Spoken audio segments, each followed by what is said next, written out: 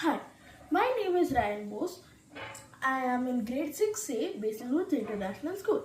Today I am going to be talking about heat and temperature. Temperature is defined as the amount of kinetic energy in something, say like this glass of water, because of the vibration of particles. And heat is defined as the temperature into the volume of an object. Here I have hot water and cold water. I have some food dye and these two empty glasses that I plan to mix in two separate ways.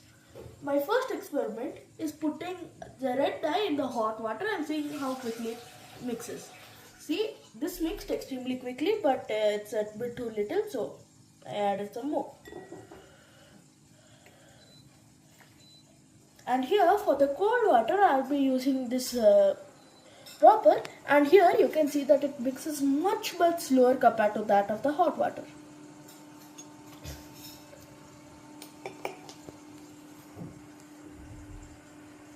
I'll also shake this glass around to help it. I'll also have the stirrer to help it stir better. Okay. Now I'm going to put a lot of hot water here and a little cold water here. You can see that the drop of cold water immediately gets to the bottom, but it also mixes with the hot water. If I add a little more, this becomes a bit more apparent. Here now, when I put cold water at the bottom,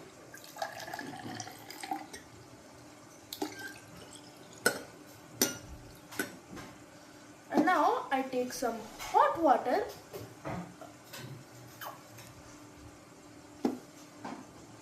and put it on the top. This doesn't mix. In fact, if I put more water, the hot water just likes to stay on the top. You can see there is still cold water at the bottom.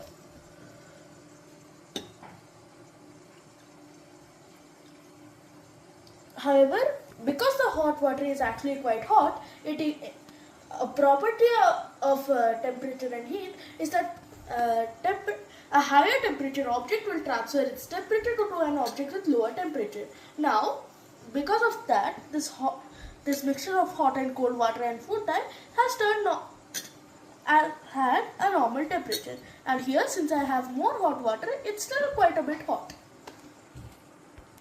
Another experiment I used involving temperature and heat involves a kind of fan. There was a candle underneath this fan, and the concept was that candle heated up air, and since hot air is less dense than cold air, that hot air would rise up. Because of this, it also went to a fan and it spun the blades.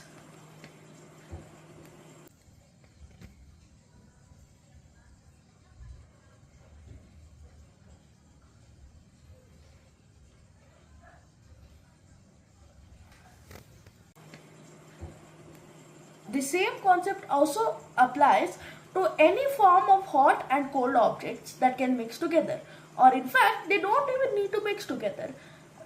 If we keep a block of ice and a hot piece of metal, the ice will naturally start melting and getting hotter, and the metal will naturally start getting colder. Thank you.